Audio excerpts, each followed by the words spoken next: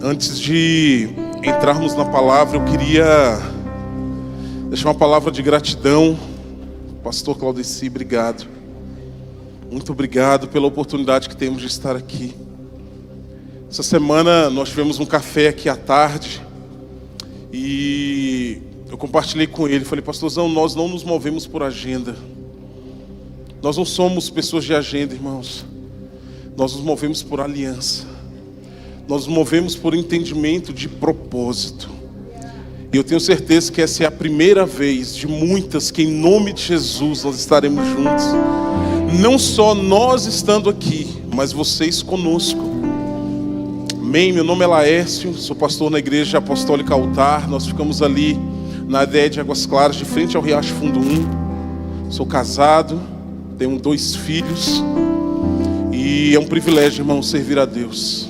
É um privilégio poder servir, adorar, honrar o Senhor, compartilhar a palavra dele. É um grande privilégio.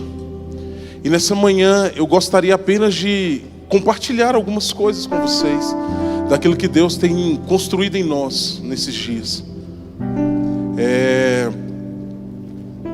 Talvez se você me perguntasse alguns anos atrás onde eu estaria na data de hoje, pode ter certeza que nos meus planos não era aqui. Nos meus planos, provavelmente nem pastor de uma igreja eu seria. Na verdade, nem pastor eu seria. Provavelmente eu seria empresário. Provavelmente nós estaríamos investindo em missões pelo mundo, mas não estaríamos nesse lugar. Mas a grande questão, irmãos, não são os planos que nós fazemos, é em quem nós depositamos os nossos planos. A Bíblia diz que nós podemos fazer planos, mas que a resposta certa, ela vem do Senhor. Não tem problema você planejar. Não tem problema você se programar para o futuro. Não tem problema você, projetar 5, 10 anos para frente. Na verdade, eu recomendo que você faça isso. Porque nos dias atuais parece que as pessoas vivem de 24 horas em 24 horas. Parece que as pessoas vivem, elas sobrevivem nos seus dias. Faça planos, irmãos. Não tem problema algum você fazer planos. Mas apresente esses planos ao Senhor. E submeta a Ele o governo da sua vida. Abre sua Bíblia comigo no livro de Hebreus, capítulo 11.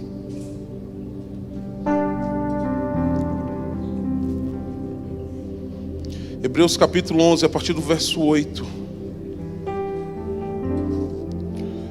O pastor André, nessa semana, perguntou assim, no início da semana, qual que é o tema da pregação? Eu falei, varão, você me aperta. Porque, nós vamos discernindo aquilo que Deus quer trazer. Eu falei, eu acho que até sexta-feira eu tenho um tema. E nós passamos um tema, irmãos. Estava até aqui atrás quando eu cheguei. É esse aqui, obediência, a chave para viver uma vida plena de Deus. Ficou bonito o tema, né? Mas eu não sei se a gente vai nesse rio não, mas está ali o tema. Amém? A gente começa por aí e vê onde vai dar. Amém? Glória a Deus. Hebreus capítulo 11, a partir do verso 8. O texto diz assim: pela fé, Abraão, quando chamado, obedeceu e dirigiu-se a um lugar que no futuro receberia como herança, embora não soubesse para onde estava sendo dirigido. Nós vamos ler alguns textos nessa noite. Mas eu queria começar com uma pergunta para você. Até onde você está disposto a obedecer a Deus? Até onde? Hoje é uma noite de ceia. Nós celebramos a Santa Ceia. Muito mais do que um rito religioso. A noite de hoje, ela é um memorial. Um memorial não é um lembrete. Às vezes nós confundimos memorial com lembrete. Para que serve um lembrete? Para trazer algo à memória, algo que talvez você esqueceu. Para que serve o memorial? Para que você jamais esqueça. Para que você jamais esqueça. A noite de hoje, ela é um memorial para manter vivo dentro de nós o sacrifício de Jesus na cruz, a sua morte, ressurreição e a ardente expectativa de que Ele virá nos buscar. Sabe por que nós celebramos essa noite, irmãos? Sabe por que nós estamos aqui?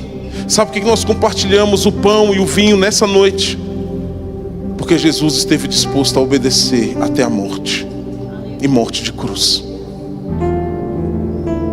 E aí eu volto a perguntar: até onde você está disposto a obedecer a Deus? Porque deixa eu te falar uma coisa: não existe obediência sem fé. Na verdade, eu costumo dizer que a unidade de medida para a nossa fé é a obediência. Você quer saber o quanto você crê em Deus? Veja o quanto você obedece o que Ele diz. O quanto você crê está sendo determinado pelo quanto você obedece aquilo que Ele te propõe a viver. Por exemplo, já viu uma criança no início do relacionamento com seus pais? Quando ela começa a discernir quem é o pai, quem é a mãe, e começa a ser construído nela um ambiente de segurança dentro dessa unidade familiar. E de repente você está num clube, você está lá dentro da piscina, você fala assim: pode, pula que seu pai te segura, pode vir, eu vou segurar você. O quanto aquela criança acredita que você de fato vai se segurar, vai determinar se ela vai correr e se jogar, ou se ela chega na beira da piscina e fica: eu não sei se eu vou, mas não vou, me dá a mão aqui, chega mais perto. No caso de uma criança, é porque ela está estabelecendo essa relação. Por exemplo, eu tenho 2 filhos, o Miguel e a Esther. O Miguel tem 8, a Esther tem 5. Se eu falar para o Miguel: pula, de onde ele estiver, irmãos, de onde ele estiver, ele sai e eu que me vire para segurar ele lá embaixo. Se eu chegar para a Esther e falar assim: pula, ela: mas você vai me segurar mesmo? Eu falo: vou, filha, pode pular, mas me dá a mão aqui primeiro. Eu falei: filha, eu estou do seu lado, mas me dá a mão. Aí ela chega correndo, senta na borda da piscina e pula, sentada na borda da piscina. Mas por que isso? Porque ela está, irmãos, estabelecendo dentro dela um relacionamento de confiança. Porque dentro dela tem algumas coisas que ela já sabe, tem outras coisas que ela precisa provar e ver. Eu usei esse exemplo porque na nossa escala de relacionamento com Deus, às vezes nós estamos dessa maneira. Às vezes, irmãos, Deus nos propõe coisas que, pelo fato de nós ainda não termos estabelecido uma boa relação de conhecimento de quem Deus é, nós temos dificuldade de nos lançar segundo uma palavra que Ele nos deu. O problema não é que Deus não é capaz, e o problema não está nas suas dúvidas na caminhada. O problema está em que muitas vezes nós não aprendemos a nos relacionar com Deus a ponto de depositar a nossa vida em confiança a Ele. E aí nós vamos vivendo a nossa vida, irmãos, como muitas vezes a Esther. Deus fala: pula, e você: mas você vai me segurar mesmo? Deus fala: se lança nos meus braços, e você: ah, mas envia um profeta para falar comigo. Filho, eu estou falando com você. Não, agora envia outro. Não, porque agora eu quero que o campo esteja molhado e o pãozinho seco. Não, porque agora eu quero o pão, sabe, o pão molhado e a terra seca. E tem uns que agora eu quero a parte de fora do pão molhado e o meio seco. Não, e agora eu quero o meio. Você está entendendo, irmãos? Nós vamos, sabe, cada vez mais pedindo que Deus prove quem Ele é, porque de fato nos falta uma revelação e um entendimento e um conhecimento de quem Ele de fato é. Irmãos, quando olhando sobre esse aspecto, eu vejo a vida de Abraão. E eu gosto muito da figura de Abraão, irmãos. Ele é considerado como o pai da fé. E você sabe por que eu gosto de Abraão, irmãos? Porque ele é como eu e você. Abraão não é considerado o pai da fé porque ele era perfeito. Muito pelo contrário. Se você analisar friamente a vida de Abraão, irmãos, você vai ver quantos erros Abraão comete na caminhada. Quantos erros, irmãos. Você vai ver quantas vezes Abraão negocia a verdade temendo a própria vida. Aí você pode pensar: mas então por que esse homem tão desajustado é considerado o pai da fé? Porque, irmãos, entre o chamado de Abraão e o Monte Moriá teve uma caminhada e uma construção. A questão não é como você começa na sua caminhada, a questão é como você termina ela. A questão, irmãos, não é se durante a sua vida eventualmente você tem episódios que você, sabe, retrocede, que você duvida às vezes. A questão não é essa. A questão é se a cada vez que esses episódios acontecem, você se fortalece e você continua e você persevera e você avança e você, sabe, é conhecer e prosseguir em conhecer. Sabe o que isso fala para mim, irmãos? Fala de um conhecimento progressivo.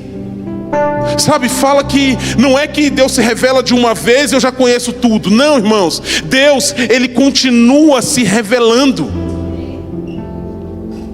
Sabe onde é que eu leio isso? Nas entrelinhas das Escrituras, quando os anjos, os arcanjos, querubins, serafins, sabe? Quando os seres viventes, os 24 anciãos, a Bíblia diz que quando eles contemplam a glória de Deus, eles só têm uma expressão que flui de dentro deles: Santo, Santo, Santo é o Senhor dos exércitos, toda a terra está cheia da sua glória. Irmãos, sabe por que eles não se cansam de declarar a santidade de Deus? Porque eu entendo na minha imaginação santificada que todas as vezes que eles olham para Deus, eles percebem algo novo que eles nunca tinham visto antes. Há alguns anos, irmãos, cientistas tentaram estudar o universo e provar que o universo era finito e não infinito. E você sabe qual a conclusão que eles chegaram? Que até hoje o universo está em expansão. Sabe por que o universo está em expansão, irmãos? Porque um dia Deus disse: haja luz. E até hoje a palavra que Ele liberou, ela continua se manifestando. Ela continua se manifestando. Ela continua se manifestando.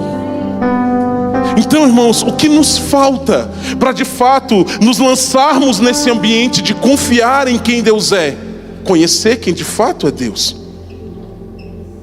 Entenda, tudo que nós alcançamos no reino de Deus, nós alcançamos por meio da fé.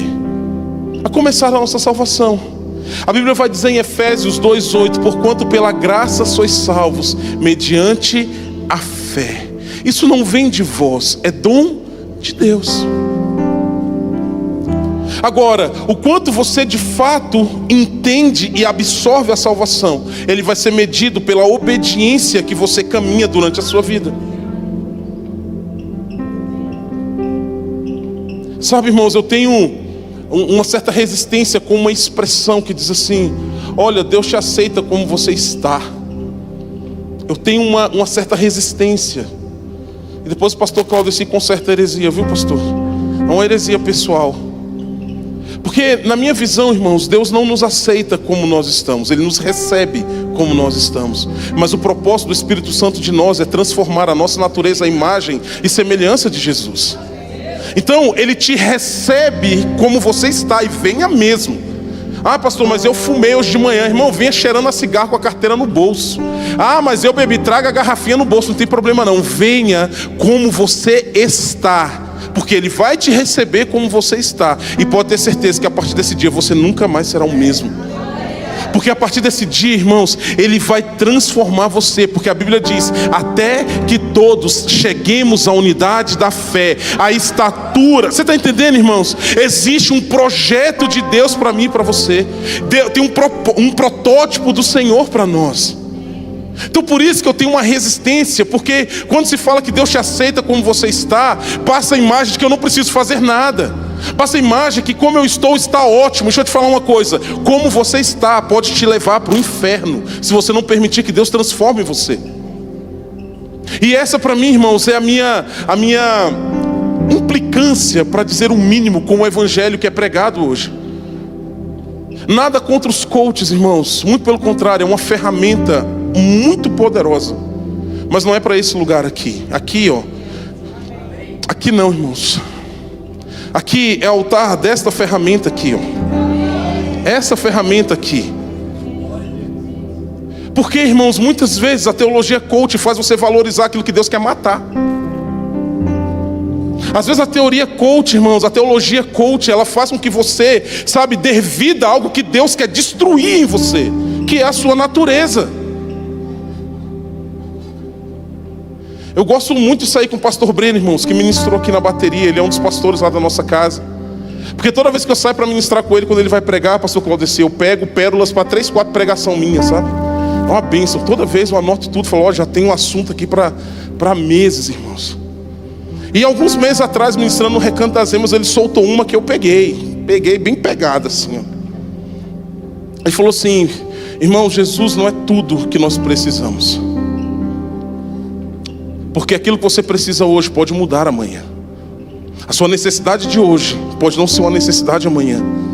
Então, quando Jesus é tudo que você precisa, pode ser que amanhã você não precise mais dele. Se você precisa dele para curar você, pode ser que um dia que ele te cure você não precise mais. Se você precisa dele para restaurar o seu casamento, pode ser que um dia que seu casamento esteja muito bem, você exclua ele da sua vida. Se você precisa dele para passar no concurso público, para fazer qualquer coisa. Não, irmão, Jesus não é tudo que nós precisamos não, ele é tudo que nós temos. Porque se tira ele da equação, não sobra nada. Irmão, deixa eu te contar uma coisa, não sobra nada. E quanto mais essa consciência de quem nós somos perante quem ele é, quanto mais nós tivermos essa consciência, irmãos, mais nós nos tornamos ferramentas maleáveis nas mãos dele. Sabe, quanto mais nós nos aproximamos da revelação de quem Deus é, irmãos, mais ele mostra para nós qual é a nossa natureza. E talvez esse seja o problema de nos aproximarmos de quem Deus é. Um dia, irmãos, eu não vou ler o texto para a gente ganhar tempo, está lá em Êxodo, se eu não me engano, capítulo 22. Mas está na Bíblia, amém? Está na Bíblia. Um dia, Deus vira para Moisés e fala assim: Moisés, o negócio é o seguinte, o povo saiu do Egito, tranquilão, muito top essa galera aí. Vocês serão o meu povo. Vocês serão uma nação de sacerdotes. Vocês serão o meu tesouro pessoal. Irmão, você sabe o que é um tesouro pessoal?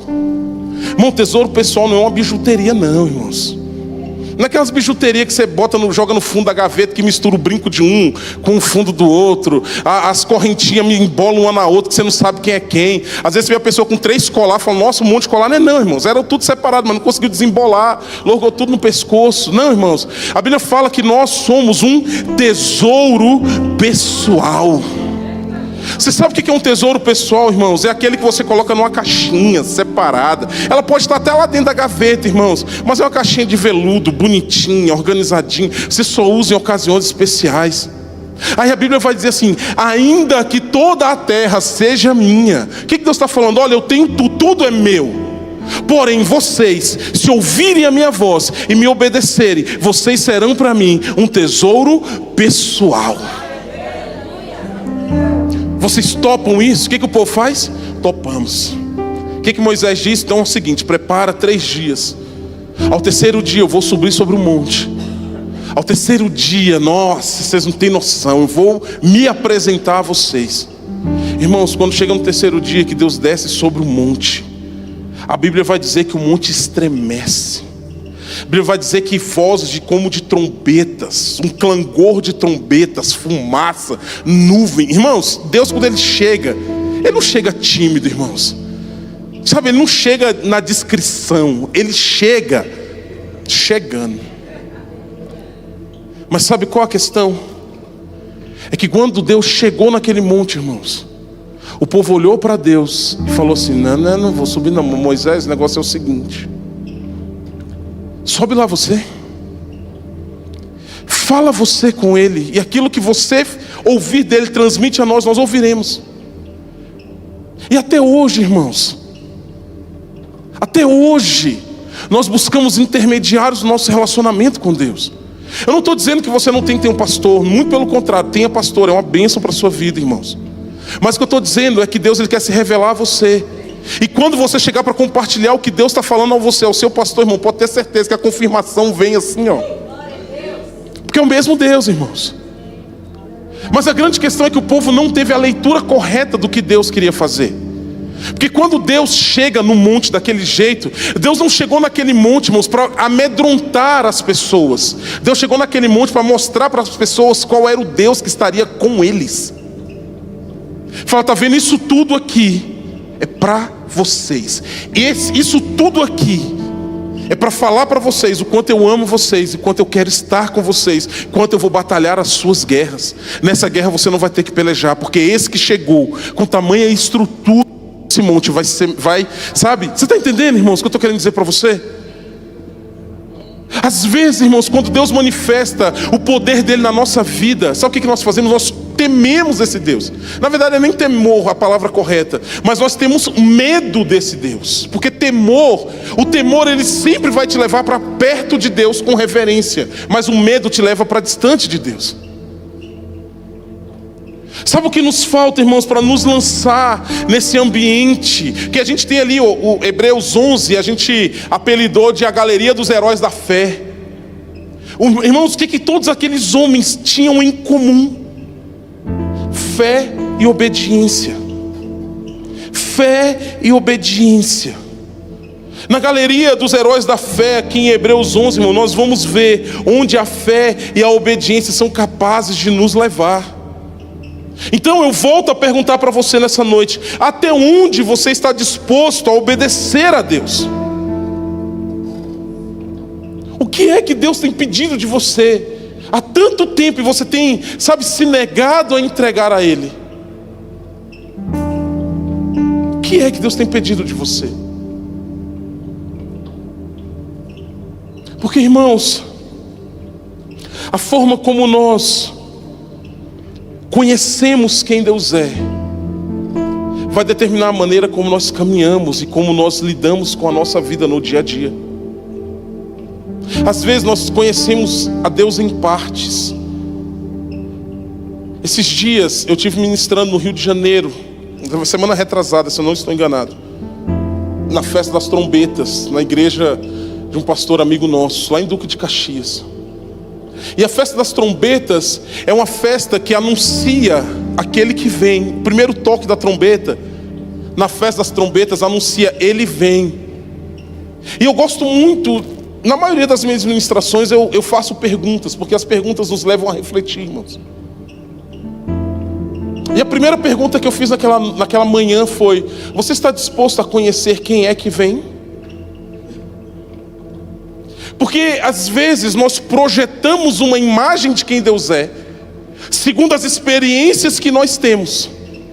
E pode ser que o Deus que vem surpreenda você, porque talvez Ele não pareça em nada com a imagem que você projetou, porque você se apegou àquela imagem, não larga mais dela.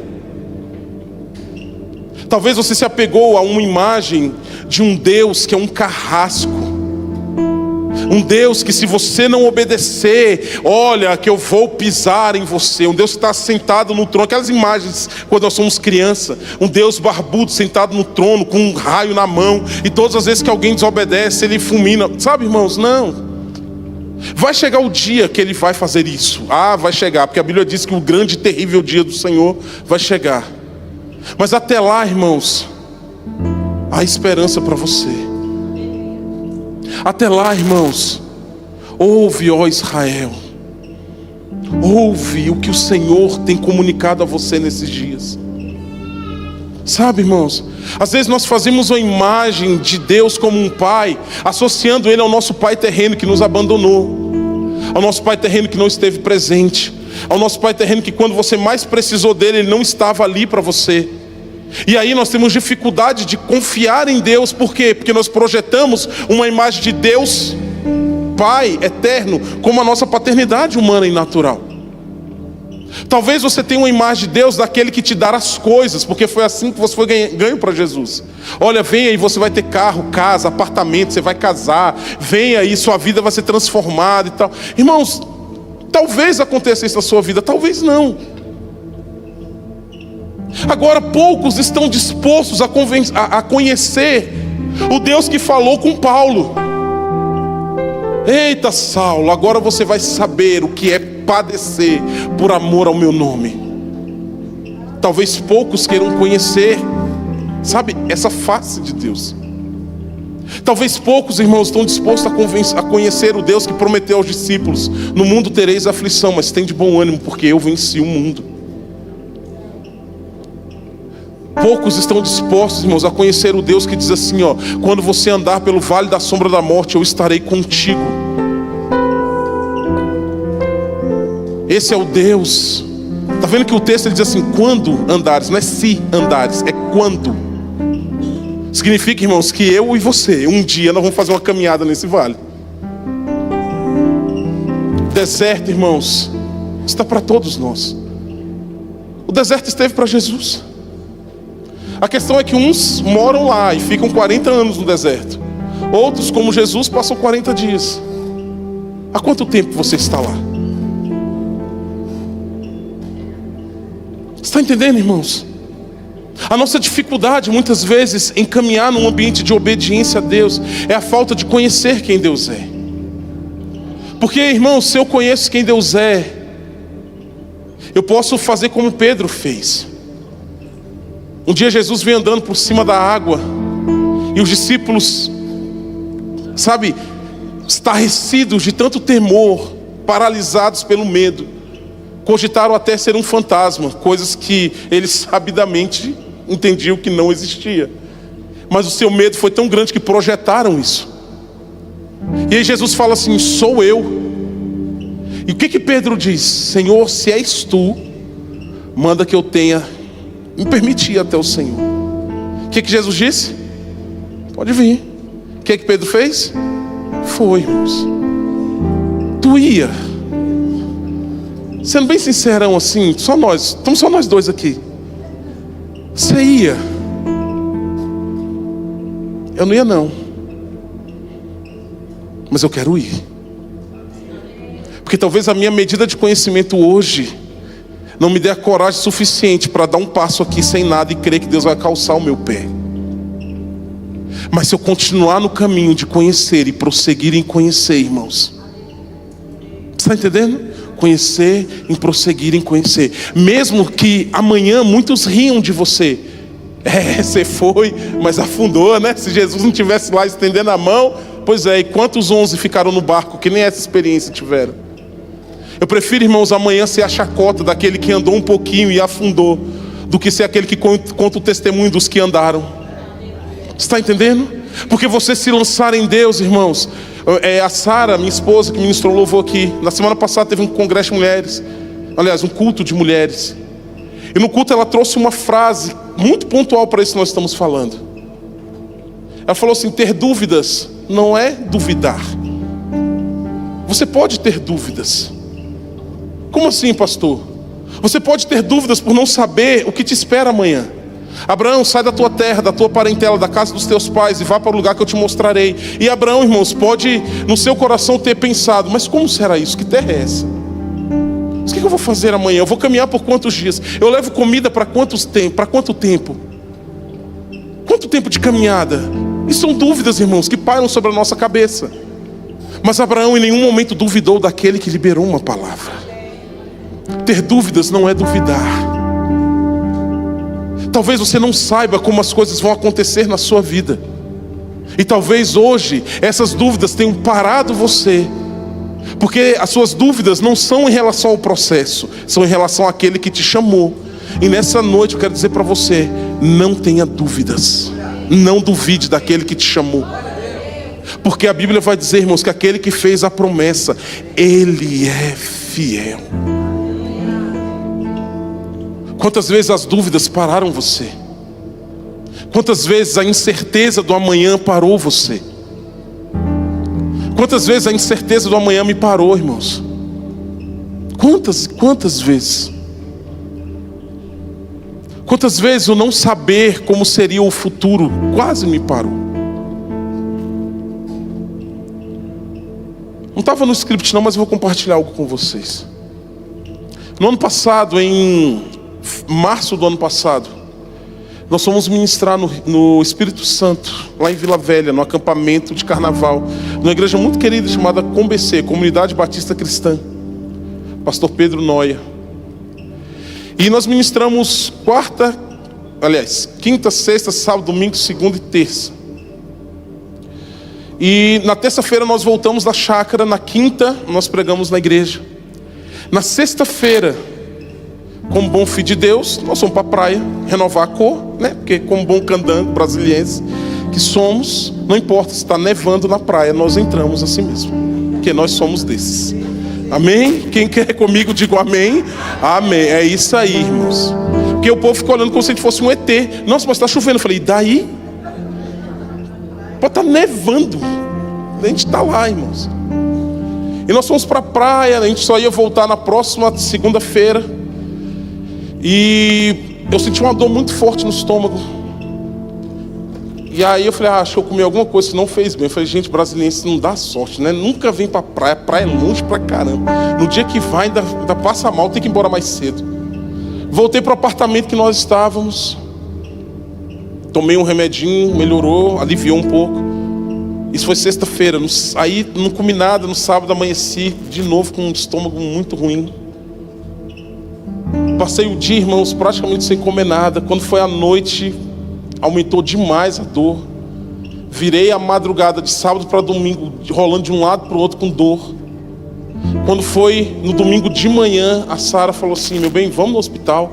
Tava eu, a Sara e os nossos 2 filhos lá no Espírito Santo. Ela, vamos no hospital? Eu falei, não vou não. Eu vou tomar um remedinho aqui e vai passar. Ela falou, já tem 3 dias que você está tomando remedinho, não está passando. Eu falei, não, mas a gente já viaja amanhã de manhã. O nosso voo é amanhã, né? Eu vou no hospital em casa, se não passar. Ela, cara, vamos no hospital. Irmão, você quer ouvir o Espírito Santo? Ouça sua esposa, irmãos. Deus fala. E aí por fim eu falei, então eu vou ligar na igreja, uma igreja de 5.000 pessoas, vamos ver se não tem um médico nessa igreja. Pedi para a pastora, falei, pastora Kelly, será que não tem um médico que pode fazer uma videoconsulta, alguma coisa assim e tal? Ele fez, falou, acho que é uma gastroenterite, toma uns remedinhos que vai passar. Eu falei, tá vendo? Né? Era só tomar uns remedinhos. Só que, irmãos, a pastora Kelly não ficou em paz com aquilo. Deu 15, acho que 20 minutos. Ela bateu lá na portaria do prédio onde nós estávamos. Falou, vim para te levar no hospital. Eu falei, não precisa. O doutor já falou o que é, só me dá os remédios. Ela, vamos no hospital. E eu fui para o hospital. Chegamos lá, uma consulta de emergência no hospital particular. Para resumir a história, irmãos, veio o diagnóstico: diverticulite perfurada. É essa aí mesmo, só que eu não sabia na hora o que era esse trem, não. Cirurgia de urgência e emergência. Eu saí do resultado da ressonância magnética, da tomografia com contraste, direto para o centro cirúrgico do Hospital de Vila Velha, com risco de óbito de 90% na mesa. Estava a Sara sozinha no Espírito Santo com as 2 crianças. Você conhece um outro da igreja, mas você não conhece. Você não conhece o povo, essa aqui é a verdade. Eu voltei do Espírito Santo, irmãos, 30 e poucos dias depois, porque o médico falou o seguinte: se eu tivesse embarcado para Brasília, como eram os meus planos, eu tinha morrido em voo no ano passado. E por que eu estou contando isso para você? Porque quando esse processo todo passou assim, né? Aliviou a tensão. Eu comecei a pensar, eu falei, Deus, se eu tivesse morrido agora, o que a minha família teria? Se eu tivesse morrido hoje, como ficaria a minha casa? Como seria o futuro dos meus filhos? E aí você começa, irmãos, a lembrar de muitos pastores que passaram a vida se entregando para a igreja. Quando morreram, as viúvas foram, jogadas num canto. Os filhos que foram abandonados pela igreja, que os pastores tanto cuidaram e amaram durante toda a sua vida. E muitas coisas passam a nossa cabeça. E passou pela minha cabeça. E aí o que você fez, pastor? Eu fiz como todo homem, chefe de família, decide fazer. Vou trabalhar. Porque aí você começa a questionar Deus, mas eu servi 20 anos os meus antigos pastores, 20 anos servindo no ministério, 20 anos fazendo isso e aquilo. Aí você começa, irmãos, isso vai te levando para um lugar que não é que está errado. Tem erro em trabalhar? Tem não, irmãos, muito pelo contrário, vá trabalhar, viu? Trabalhe mesmo, mas trabalhe muito. Ganhe muito dinheiro, tem um dízimo muito alto, porque tem muita coisa para avançar aqui na igreja. Mas a uns, irmãos, Deus chama para esse lugar. A outros Deus chama para entregar a vida nesse altar. A outros Deus chama para entregar a vida nas nações. São chamados individuais. Mas o que eu quero dizer para você, irmãos, é que nem sempre, e na maioria das vezes, viver uma vida de obediência a Deus vai te levar para um lugar confortável. Na maioria das vezes vai exigir tudo de você. Na maioria das vezes, irmãos, vai trazer sobre você e vai requerer de você uma entrega que você não tem noção do que vai lhe custar.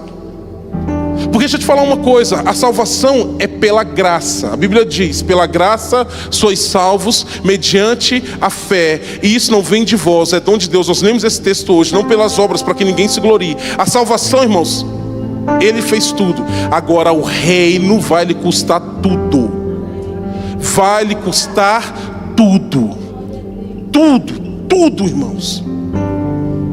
Eu costumo dizer que a salvação é uma porta. Agora o reino, irmãos, é o caminho que a Bíblia diz que é apertado. Esse caminho é apertado. Muitos entram por essa porta. Se eu puder usar aqui talvez uma figura simbólica disso que eu estou falando para vocês, é a figura do tabernáculo de Moisés. Muitos entram por uma porta e estão no átrio, e está tudo bem, o átrio está salvo. Só que existe um lugar santo, e o santo dos santos, irmãos, onde a presença de Deus habita. E para você alcançar esse lugar, você tem que passar primeiro pelo altar. Você tem que passar pelo altar do sacrifício, irmão. Você tem que decidir entregar a sua vida. Aquele que por amor de mim perder a sua vida vai achar, irmãos. Sabe qual que é a premissa básica para você perder uma vida? É ter uma vida para perder. Porque tem muitos que estão à toa na vida, esperando Deus chamar. Não entra por esse caminho não, queridão. Não entra não. Porque todo mundo que a Bíblia chamou, irmãos, estava fazendo alguma coisa. Todos que Deus chamou, eles tiveram que abrir mão, eles tiveram que pensar e escolher entre permanecer fazendo o que estavam fazendo, ou ouvir a voz de Deus. Está entendendo, meu querido?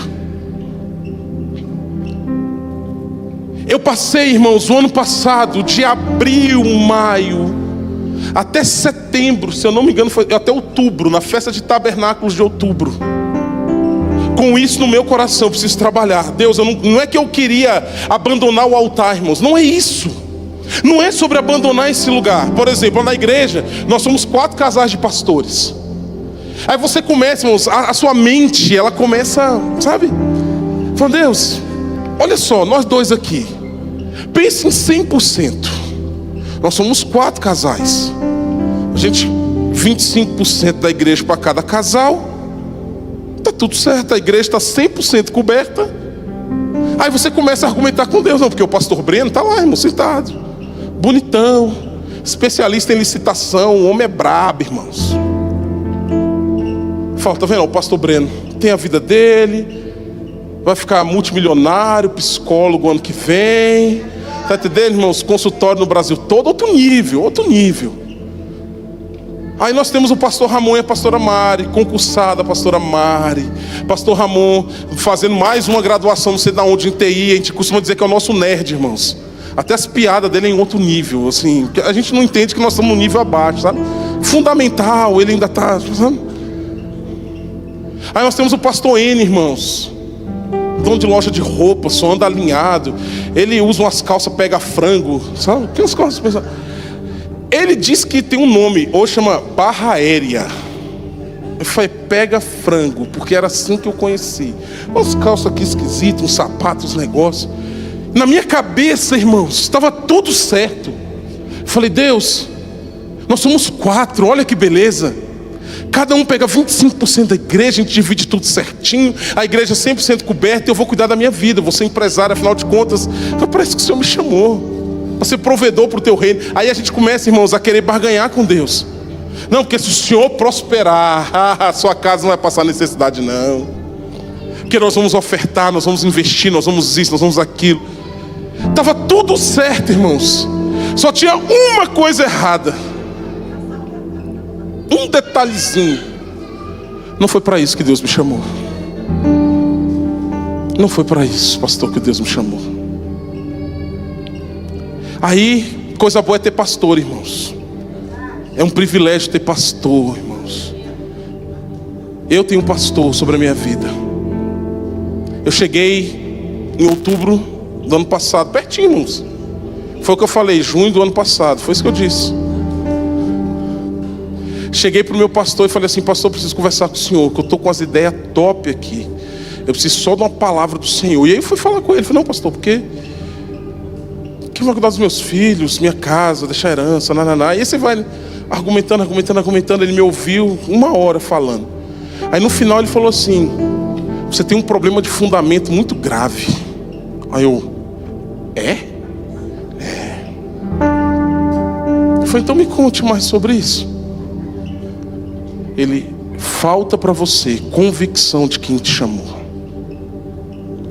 Porque no dia que você tiver convicção de que Deus te chamou, você jamais vai ter a preocupação de quem vai cuidar da sua casa, quem vai cuidar dos seus filhos, quem vai cuidar da tua família, quem vai fazer isso, o que vai ser, o que você vai comer, o que você vai vestir, porque lhe falta convicção daquele que te chamou.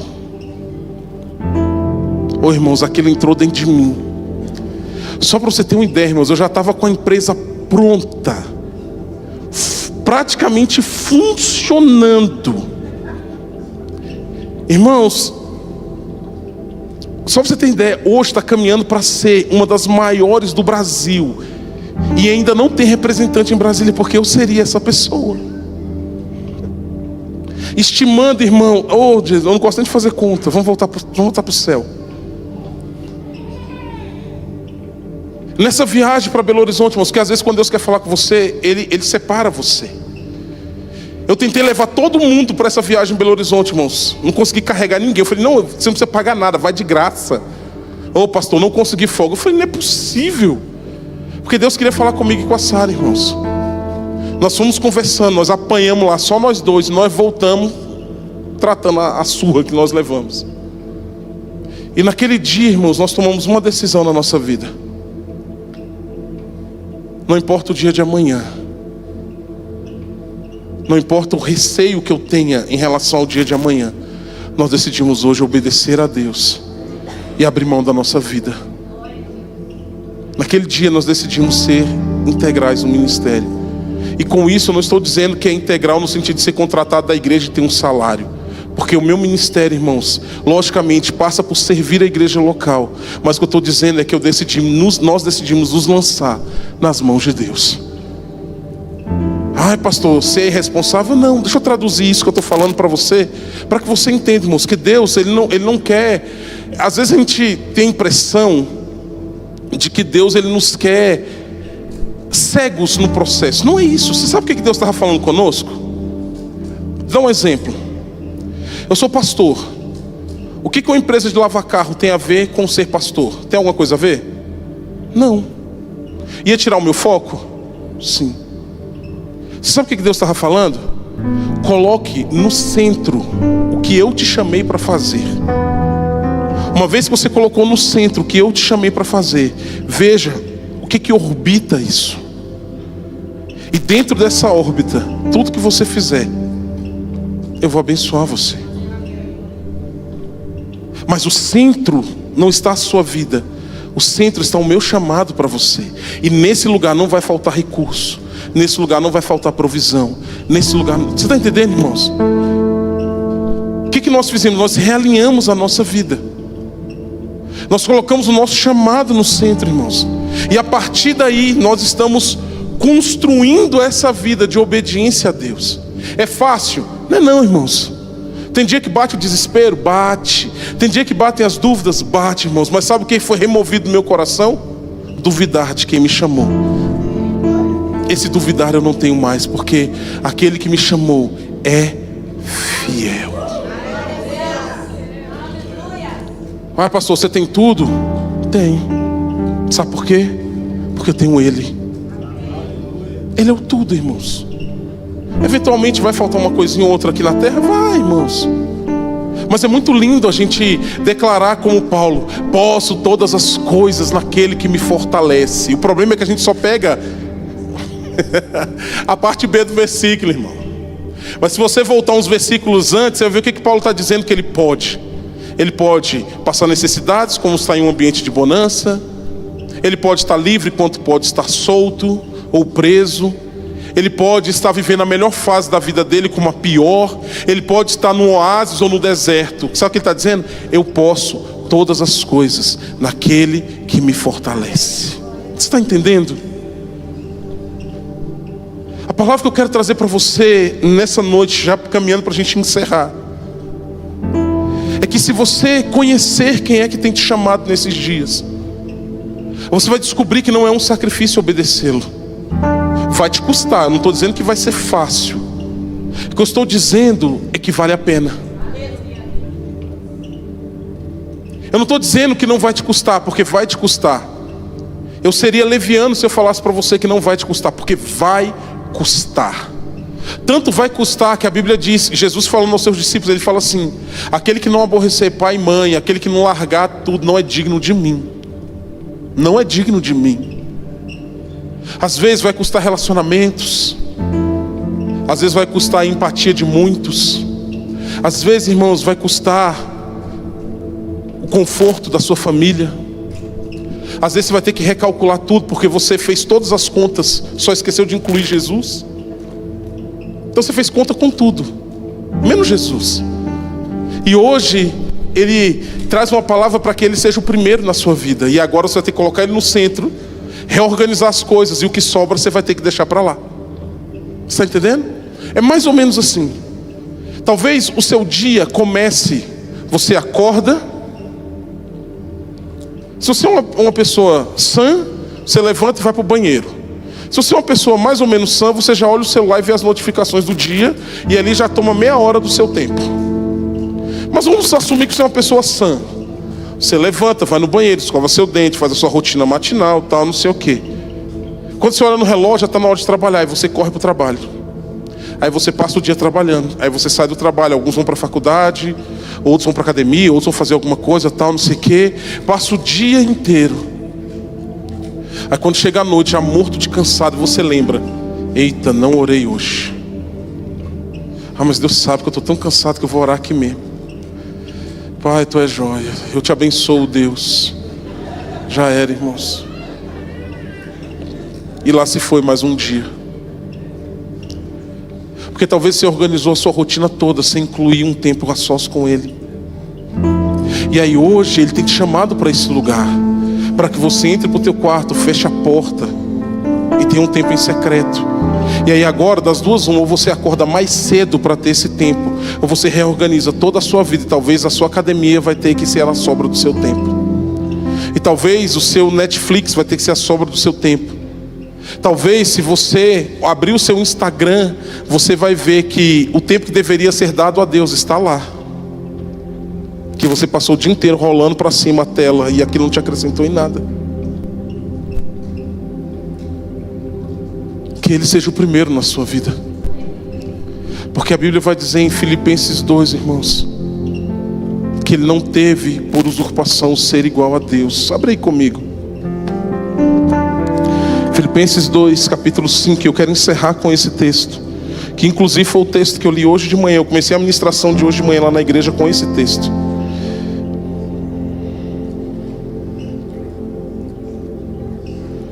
Oh Jesus, tiraram o Filipenses da minha Bíblia, mas eu vou achar. Tenha fé, irmãos, está aqui. Filipenses capítulo 2, versículo 5. Tende em vós o mesmo sentimento que houve também em Jesus Cristo, o qual, tendo plenamente a natureza de Deus, não reivindicou o ser igual a Deus, mas pelo contrário, esvaziou-se a si mesmo, assumindo plenamente a forma de servo e tornando-se semelhante aos seres humanos. Assim, na forma de homem, humilhou-se a si mesmo, entregando-se à obediência até a morte, e morte de cruz. Por isso Deus também o exaltou sobremaneira a mais elevada posição, e lhe deu um nome que está acima de qualquer outro nome, para que ao nome de Jesus se dobre todo o joelho dos que estão nos céus, na terra, debaixo da terra, e toda a língua confesse que Jesus Cristo é o Senhor, para a glória de Deus Pai. Sabe por que nós estamos aqui celebrando a Santa Ceia? Porque Ele foi obediente até a morte, morte de cruz. E a Bíblia diz assim: por isso Deus o exaltou sobremaneira.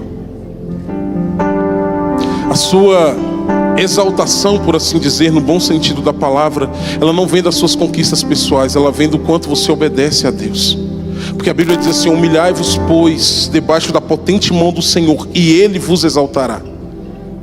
Existe um lugar, irmãos, que Deus quer projetar a sua vida, que vai influenciar outras pessoas a se parecerem com Cristo. Mas esse lugar você vai alcançar por intermédio da obediência àquilo que Deus tem falado ao seu coração. A Santa Ceia é um memorial para que nós nos lembremos que se nós estamos aqui, é porque Ele foi obediente até a morte, morte de cruz. Existem muitos hoje perdidos, irmãos, que carecem da mensagem que você carrega, e que se você decidir obedecer até a morte, pode ter certeza que essas pessoas terão a vida transformada. porque foi para esse lugar que o Senhor nos chamou. Amém, meu querido? Que Deus abençoe vocês. Queria só compartilhar um pouquinho daquilo que Deus tem ministrado no nosso coração. Que Jesus continue falando ao seu coração nesses dias, em nome de Jesus. Pastor Claudecir.